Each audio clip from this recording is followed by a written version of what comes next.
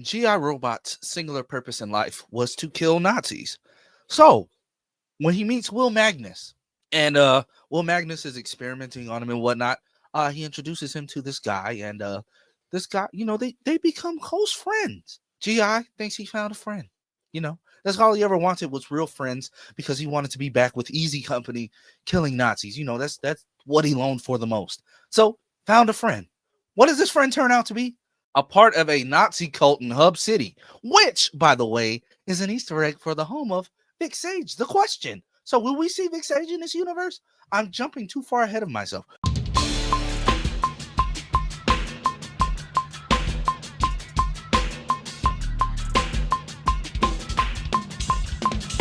What are you waiting for? Come join the Geek Drums Nation.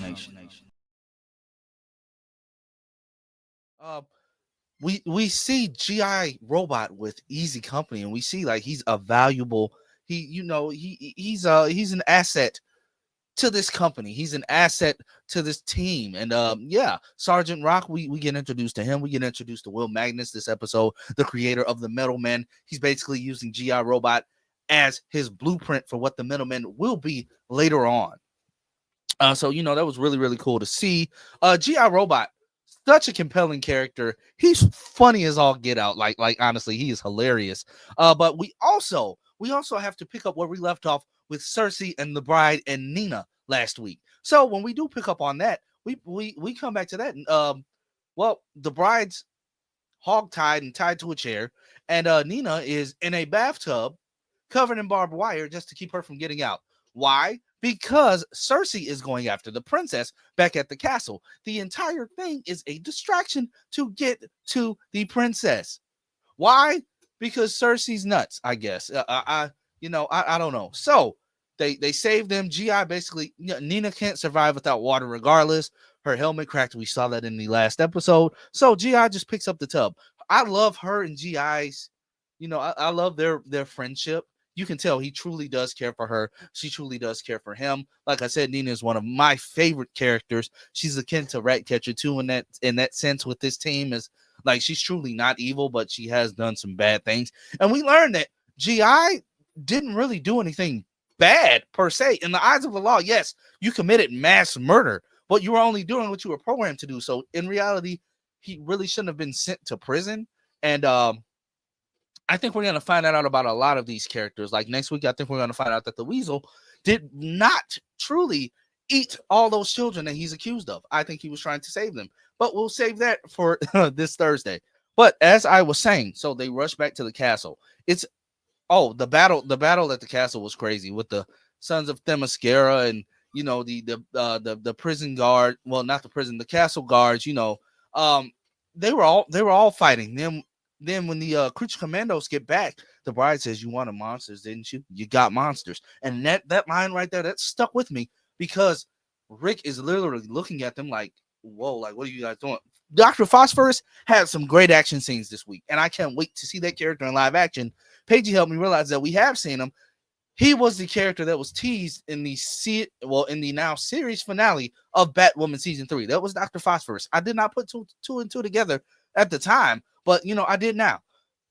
Excuse me. So yes, Dr. Phosphorus had some amazing scenes. Even the princess got some good kills, which was nice to see. She can handle herself. She can defend herself. Those Sons of Themyscira are some creeps. They're not very intelligent. So, but they know how to handle. Well, they barely know how to handle weapons. When GI came in, guns a blazing. Oh, he tore them up until Cersei came and tore him up. So after Cersei decides to tear him up for whatever reason, that broke my heart. And for Nina to come out and find him, hold his head before he goes completely offline, that was a very touching moment. I would have cried if this was not a cartoon. I would have cried. Like, honestly, if this was like a big budget movie, I probably would have been like in tears, boo-hooing. I kid you not. Anybody that knows me knows I am a softie for scenes like that. But yeah, so I mean, yeah, it was.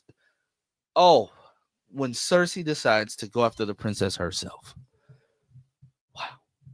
Weasel came in clutch. Weasel came to save the day.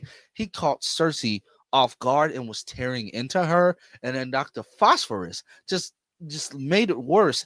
Literally scorched earth on her face. That's what made Rick Flag look like, oh my God, these creatures are really like monsters, and this is what he signed up for. You wanted monsters, you got monsters. And Cersei saying, like, you've just doomed us all. She was trying to save the world, yada, yada, yada. And I think that's where we're going to go into the next episode and finally get to see this nightmarish hellscape that sees all our heroes on pikes.